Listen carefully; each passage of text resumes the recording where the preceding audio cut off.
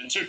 Former HPD officer Sean Lacey, Smokey Phillips of the African American Sheriff's Deputies League, and pastor and journalist Dr. Ruth Olison, and former HPD officer Raised.Of. And glad to have you all here on The Factor Uncensored. So, Smokey, when you see comments like this, text messages, multiple text messages that were sent by law enforcement officers who have committed to serve and protect the community, including black people, when you see this, your thoughts on this?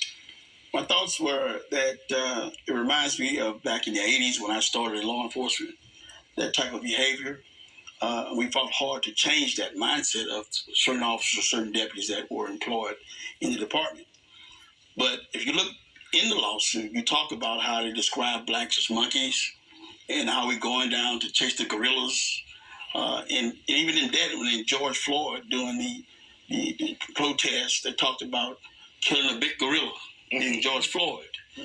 And it's very disheartening that 40% of that police department, which consists of 110 officers, 40% of that department was either aware of it or knew about the texts, including the former white police chief who went down to Boise, Idaho, to be the police.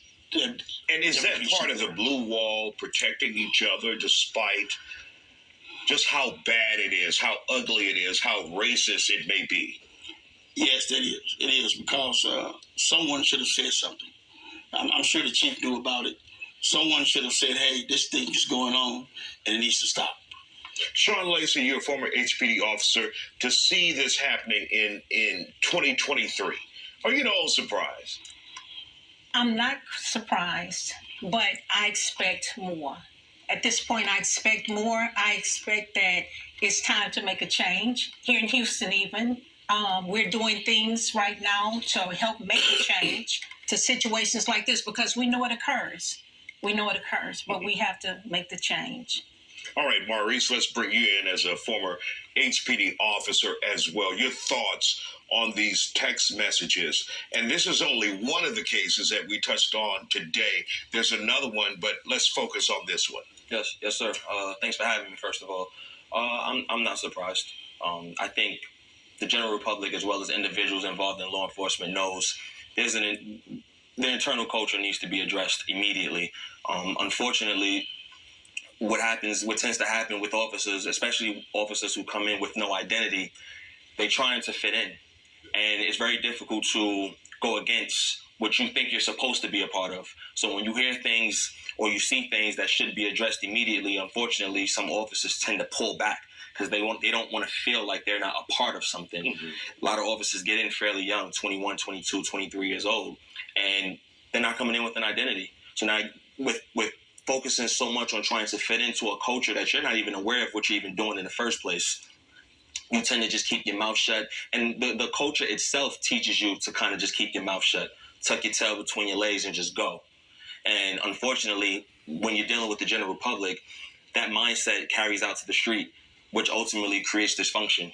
And things like this, it's not uncommon that this continues to happen. It's not by coincidence. These incidents continue to happen. It's going to continue to happen if law enforcement doesn't immediately shift the internal culture. And Dr. Ruth, Maurice brings in a very important point that we don't hear very often. When officers come in without an identity and they want to be a part of something, and so when they see something, they don't say anything and they don't get involved, they just keep their mouths closed or go along with it. And that's a problem. That's a problem. The theme is to protect and to serve. And that includes all people. And listen, W.E.B. Du Bois said in 1903, the problem of the 20th century is the color line. We are 1/4 of the way, almost, through the 21st century, and we're still dealing with the same issues. Because, see, laws, you can legislate, you can change laws, but the problem with people is in the heart.